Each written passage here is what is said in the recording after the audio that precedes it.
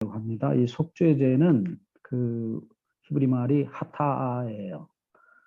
하타는 죄라는 뜻입니다. 네, 그래서 속죄제를 드린다는 말씀은 죄를 드린다 그런 표현이에요. 이 죄를 드린다는 말은 그 속죄제 제물 자체가 죄 덩어리가 된다는 뜻이에요. 네, 제가 지금 무엇이 이상한지 칠판에 글이 안 써지는데 네, 죄송합니다. 그냥 여러분들이 죄송하지만 적으실 수 있는 분들은 좀 적어주시고요. 이 속죄제는 말 그대로 죄를 드리는 제사인데 실제로 드려지는 제물은 예수님을 상징한 소나 염소나 양입니다. 그래서 이 속죄제도 지난번에 말씀드렸던 대로 화목제처럼 이 속죄의 과정을 설명하는 제사이기 때문에 번제처럼 오직 수컷만 드리는 그런 제사는 아닙니다. 그래서 암컷도 드렸어요. 이것도 역시 이것은 속죄의 과정을 보여주고 있는 제사이기 때문에 그렇습니다. 아주 분명한 것은 다시 말씀드리지만 속죄 제물 대신 예수님을 드리는 것입니다. 고린도후서 5장 21절에 지금 이 펜이 전혀 지금 움직이지 않아서 죄송합니다. 할 수 없이 좀 여러분들이 죄송합니다. 그냥 노트에 필기해 주시면 더 감사하겠습니다. 고린도후서 5장 21절에 하나님께서 죄를 알지도 못하신 자로 우리를 대신하여 죄를 삼으셨다고 말씀합니다. 히브리 말로는 죄가 하타아예요. 똑같습니다. 하타아, 또 제물을 나타내는 속죄제 때도 역시 하타 똑같습니다. 철자까지 똑같아요. 그래서 죄를 드렸다 그 말은 예수님을 드렸다는 말입니다. 예수님이 죄가 되신 것입니다.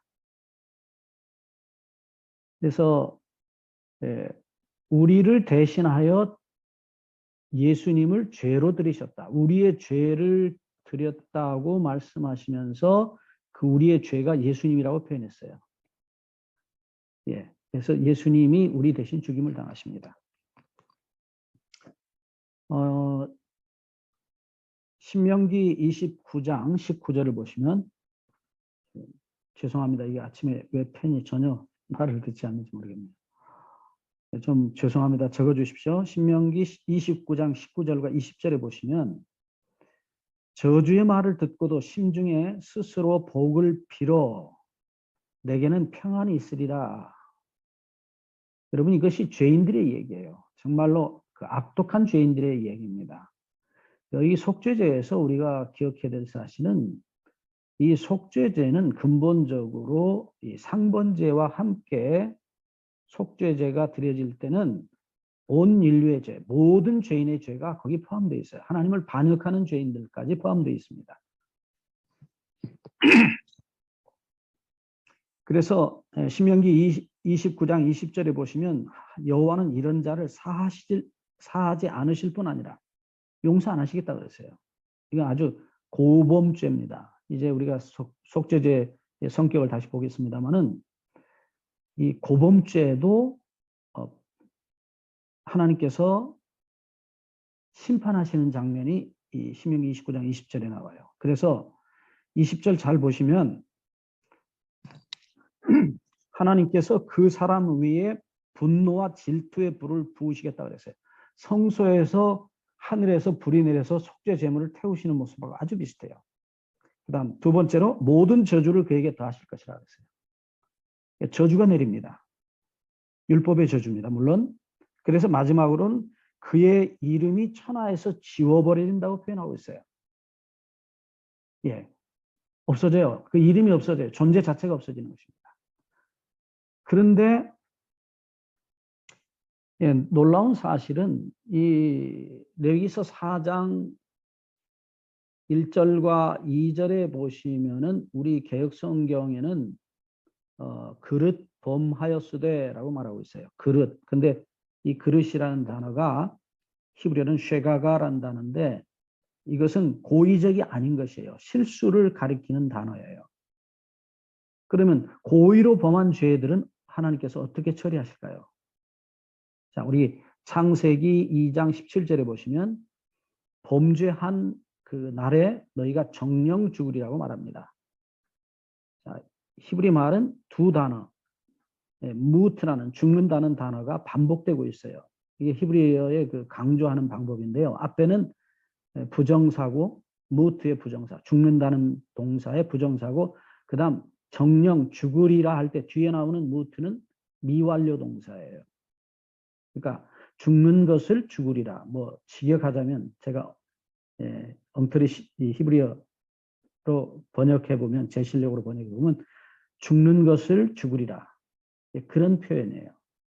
근데 그게 히브리어는 앞에 그렇게 동사가 두 번 반복될 때는 아주 확실한 사실을 확실하게 말할 때, 강조할 때 그런 표현을 해요. 그래서 우리 번역도 정령 죽으리라고 그랬어요. 그러니까 정령 죽으리라는 표현은 그 뒤에 율법서에 계속해서 나타납니다. 네, 못된 짓을 할 때, 간음을 할 때, 사람을 죽였을 때, 뭐 등등 수많은 곳에 안식일을 범했을 때 정령 죽으리라. 그 단어, 그 동사구가 계속 반복되고 있어요. 그래서 이 속죄죄가 오직 그릇 범한 사람들, 소위 말하면 고의로 아니하고 실수로 죄를 범한 사람들을 위한 속죄죄라면 조금 저는 생각이 달라요. 모든 죄, 고의뿐만 아니라 실수로 범한 모든 죄가 포함되어 있다고 봅니다. 왜냐하면 주님께서 요한복음 3장 16절에 고의로 범한 죄를 범한 자들을 위하여 자기 아들을 주셨다 하지 않으셨어요. 분명히 무엇입니까?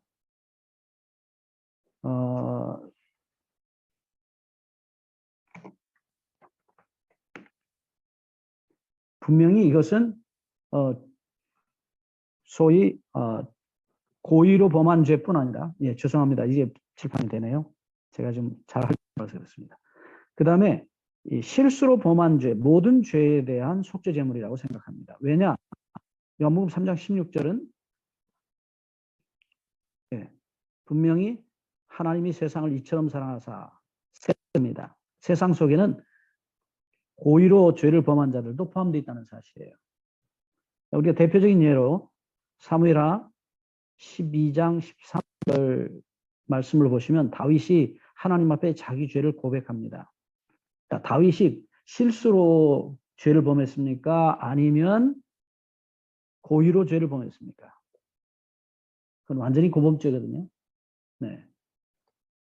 그런데 하나님께서 다윗이 그의 죄를 고백하자마자 바로 내 죄를 내가 이미 용서했다고, 이미 사하였다고 말씀하십니다. 여기 사무엘하 12장 13절에 나오는 이미 사하였는 이 동사가 아바르 동사인데 지나간다 뜻이에요. 건너서 지나간다. 다시 말하면 용서한다는 표현인데 이 표현에 이 동사의 시제가 완료 동사예요. 이미 하면서 그렇게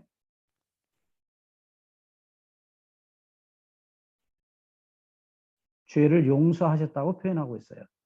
이미 용서하셨다는 것입니다. 그래서 여러분 다 보이십니까 이제? 네, 이게 제가 오늘 아침에 실수가 많아서 용서하십시오. 그래서 이 고의로 범한 죄, 정말로 밧세바를 범하고 우리아를 정말로 기가 막히게 죽이잖아요. 이 죄를 하나님께서 용서하셨다고 말씀하셨어요. 물론 이 다윗이 속죄죄를 위해서 그래서 죄에 관한 제사 기록에 보면 이 말씀이 대부분 나와요. 그래서 다시 말씀드리면 이 모든 죄, 그러니까 여기 주님께서 신명기 29장 20절에 받으신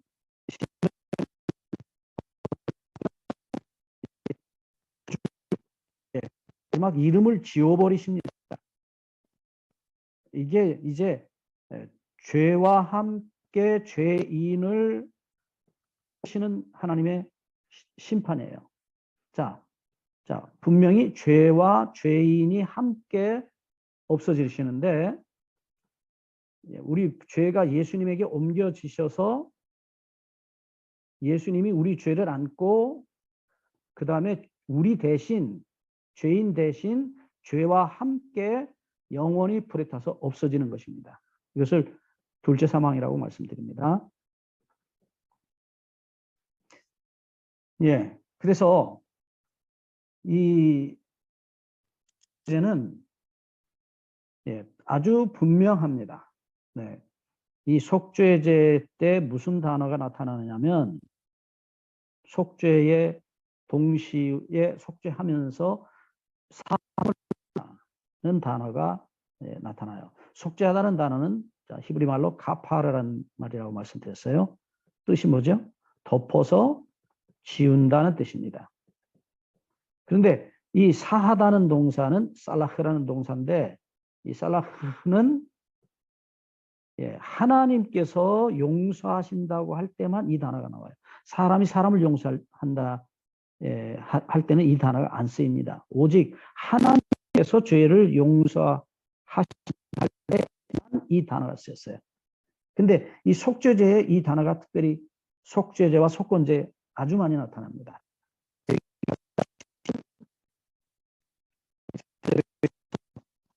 아주 중요한 단어입니다. 26절 5장에 가면은 속건제 속에 이 단어로 있지만은 속건제는 속죄제의 또 다른 속죄죠. 배상하는 속죄제입니다. 그래서 5장 10절, 13절, 16절, 26절 등등에 계속해서 나타나요. 그래서 지난번에 우리 공부했듯이 레위기서 1장 4절을 보시면 번제물의 머리에 안수할지니 죄가 옮겨지죠? 안수입니다. 그러면 그를 위하여라고 되어 있는데 말씀드린 대로 이 위하여가 R이라는 히브리어입니다. 직역하면 위에 그럽니다. above예요, 영어로 말합니다. 그 다음에 그를 위하여 속죄가 될 것이라. 여기서 속죄될 것이라는 단어가 이제 말씀드린 대로 카파르인데 덮어서 지울 것이다. 근데 여기서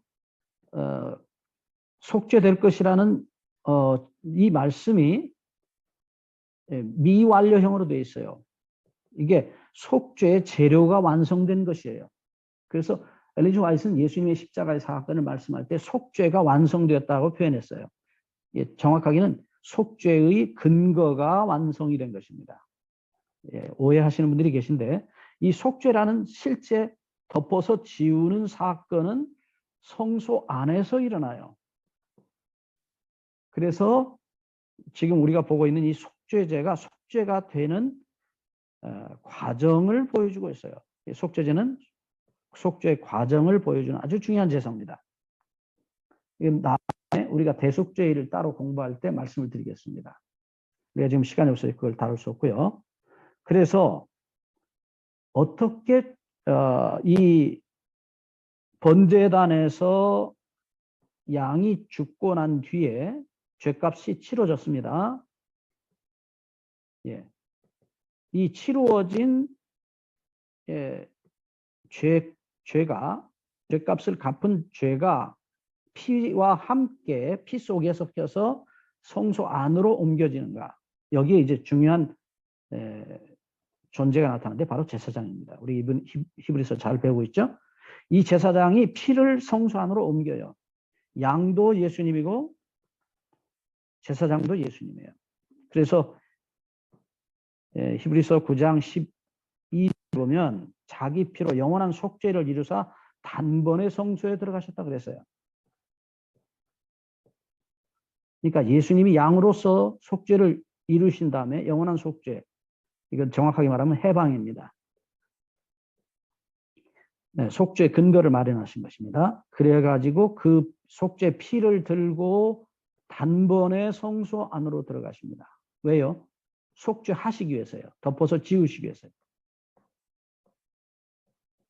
이게 피를 뿌립니다. 그것이 피 뿌리는 예식이에요. 그래서 이 속죄제는 성소 안에 들어가서 7번 피를 뿌려요. 이 7이라는 숫자는 시간의 완전수입니다. 예, 오해하지 않길 바랍니다. 12라는 수는 공간의 완전수예요. 이게 무슨 얘기냐면 영원한 세월 동안 우리가 살아있는 우리의 삶의 모든 순간이 영원한 순간들이 다 그리스도의 보혈로 정결케 될 수 있다는 순간들이라는 것입니다. 그래서 엘리 화이트가 표현한 것처럼 그리스도의 피가 필요하지 않은 시간이나 장소는 없어요. 7번 뿌린다는 것은 나중에 이제 계시록에 가면 7교회에 예수께서 제사장으로 계속해서 나타나십니다. 그래서 영원한 속죄를 이루시고 그 피가 영원히 우리에게 적용되게 하셨어요. 자, 여기서 다시 한번 확인하고 갑니다. 이 속죄제 역시 똑같습니다. 안수입니다. 안수 속죄제입니다.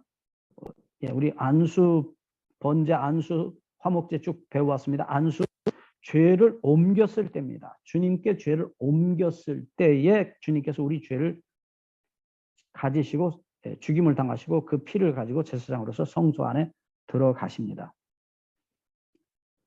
자, 많은 분들이 질문이기 때문에 제가 오늘 아침에 좀 간단히 도표로 좀 그려드리겠습니다. 자, 이 속죄제를 취급하는 방법이 크게 나눠서 2가지입니다.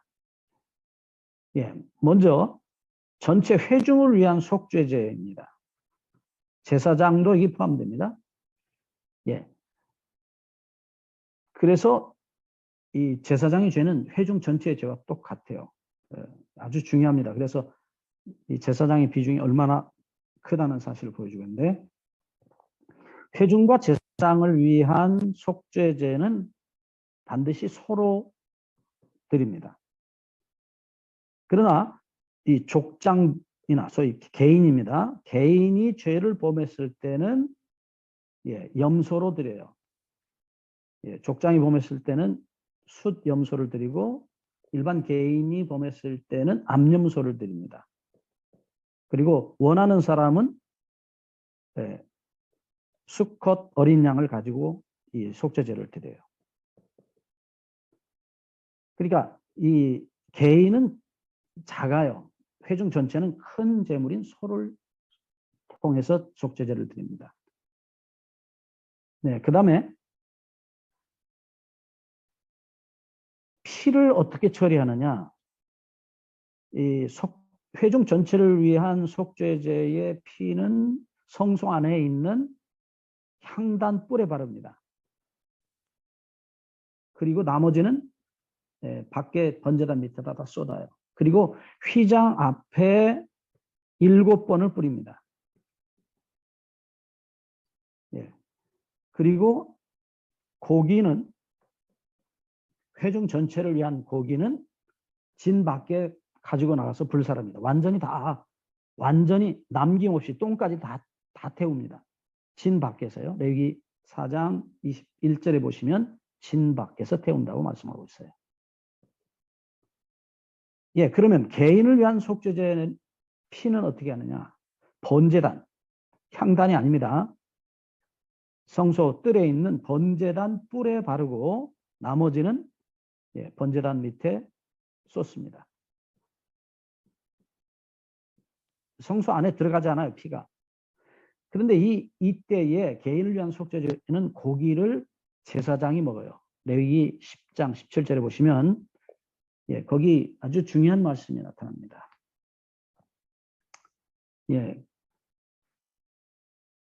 그들을 위해서, 그러니까 이 개인들이 드린 속죄제를 드린 그 죄인들을 위해서 거기 위한단 말이 그들을 위하여라고 말씀했는데 똑같습니다. 위하여가 R이에요.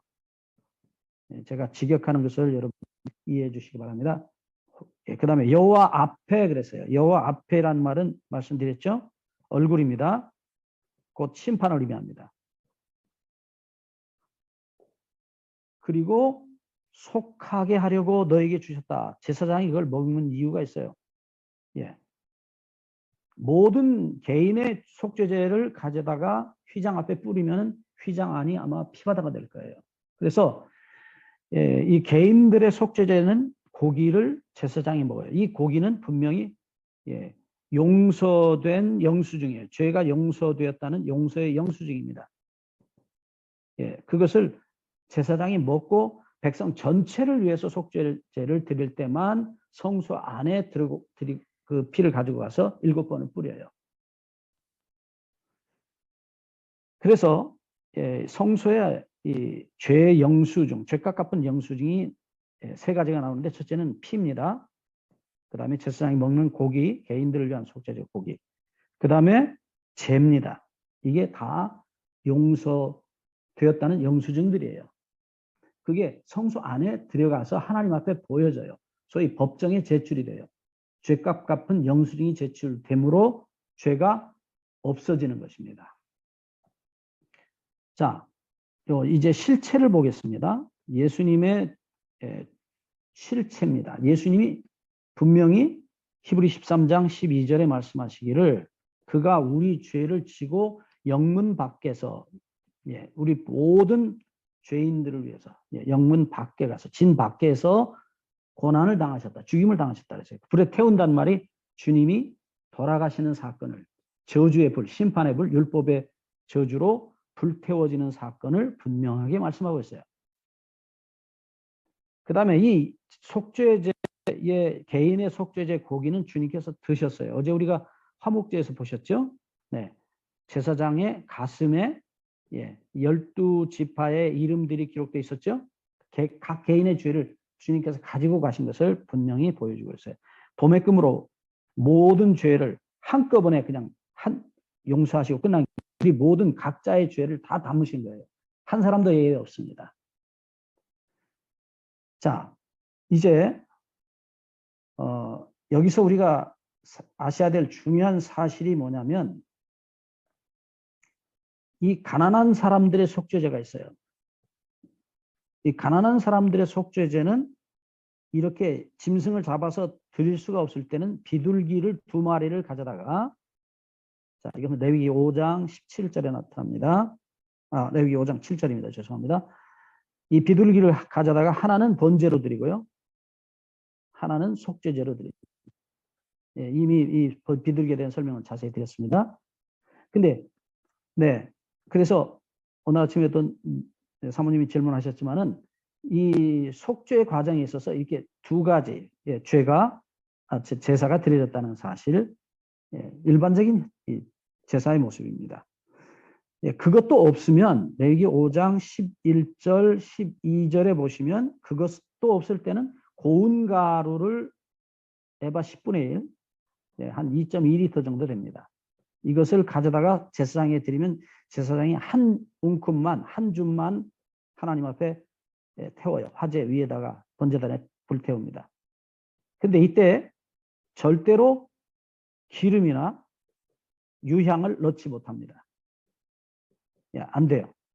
이것 기름은 예수님의 그 성령으로 충만하신 모습이고 유향은 주님의 그 아름다운 삶의 품성을 나타내고 있어요. 근데 이게 다 제거되는 것이에요. 성령의 충만이 없고요. 예수님이 오직 죄인으로서 죄인 대신 죄인의 육체를 대신하여 불태워지는 장면을 그대로 묘사하고 있어요.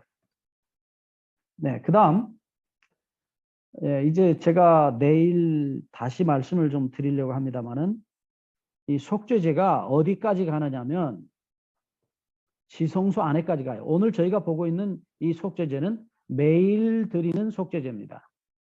근데 이 매일 드리는 속죄제는 성소의 첫 번째 칸까지밖에 안 갑니다. 근데 1년에 한 번 드리는 소위 연중 속죄제는 대속죄일에 7월 10일에 지성소 안에 피가 뿌려져요. 근데 이 성소 안에 뿌려지는 피가 속죄의 첫 번째 단계를 보여주고 있습니다. 덮어요. 소위 이게 결과가 무엇이냐. 덮어서 아까 보셨죠? 레위기 4장 20절에 뭐라고 말씀합니까? 용서가 되어져요. 용서의 사건이 일어납니다. 요한일서 2장 1절에 보시면 성소 안에 계신 예수님을 가리키고 있어요. 우리가 만약 죄를 범하면 하나님 앞에 의로우신 예수님이 계셔서 그 당신의 의로 우리 죄를 용서하시고 우리에게 당신의 의를 넘기시겠다고, 용서하시겠다고 말씀하셔요. 용서의 사건이 이 첫 번째 칸에서 일어납니다. 자, 굳이 그림을 그리자면 첫 번째 칸에서는 용서가 일어나요. 이게 똑같이 속죄의 과정을 통해서 일어납니다. 네, 피로 덮는 것입니다. 그 다음에 이 두 번째 지성소 안에서는, 자, 이 지성소 안에서 일어나는 속죄는 레위기 16장 30절에 속죄하여 정결케 될 것이라고 그랬어요. 대단히 중요한 단어입니다. 히브리어로 타헤를 한다는데, 여기에 피가 뿌려지면서 그 위에, 죄인 위에 피가 뿌려져서 소위 덮어서 속죄해서 그 결과가 뭐냐면 정결이에요. 정결입니다. 우리 재림교회가 가진 놀라운 성소의 복음이에요. 이걸 소위 이제 우리가 잘 쓰는 말로 죄의 도말이라고 그래요. 예, 피 속에 용서된 죄가 함께 포함돼서 옮겨지고 있는 것입니다. 그런데 성소는 그 피를 하나님이 받으시고 죄인을 용서하셔요. 근데 용서하시는 것으로 끝나는 게 아니에요. 지성소 안에 들어가서 마지막 죄의 도말, 말소가 일어납니다. 이 말소된 이야기가 이사야 43장 25절에 나옵니다. 나 곧 나는 나를 위하여 내 허물을 도말하는 자니. 예, 도말입니다. 예, 첫 번째 성소 안에서 일어나는 것이에요. 용서입니다. 다음, 내 죄를 기억지 아니하리라고 말씀하세요. 이것은 소위 말소입니다. 예, 하나님께서 우리 죄를 용서하시는 것으로 끝나는 게 아니라 그 용서된 죄 자체를 말소시켜요. 이걸 성소정결이라고 흔히 부릅니다. 성소정결은 정확하게 말하면 용서된 죄의 도말입니다. 다시 말씀드립니다. 용서된 죄의 말소예요. 네. 여러분, 우리가 용서된 기록이 하늘에 영원히 남아있다면 우리가 하늘에 가서 얼마나 편하게 살겠어요? 부끄러운 그 모든 기록이 있다면? 예, 안 돼요. 그거 하나님께서 다 기억하지 않겠다고 말소시키겠다고 말했어요. 무엇으로요? 예수님의 피로요. 피입니다. 피. 예수님의 피가 무한한 값을 지불했기 때문에 우리의 유한한 죄는 그 무한대 속에서 없어지는 거예요. 하나님께서 예수 그리스도의 피를 받으시고 우리의 유한한 죄, 아무리 태산같이 큰 죄라도 그건 유한한 죄입니다. 이 유한한 죄는 이 무한한 희생의 피값 속에서 완전히 하나님께서 지워버리셔요. 기억지 아니하신다고 말씀하셔요. 네, 이게 우리가 가지고 있는 지성소 조사심판의 위대한 복음이에요. 이 놀라운 이 복음을 재림교회가 찾아낸 것입니다.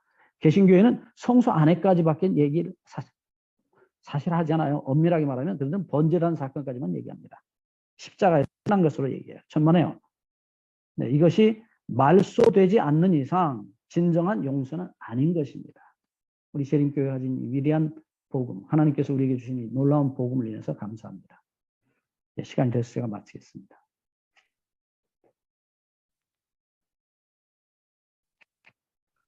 네, 감사합니다.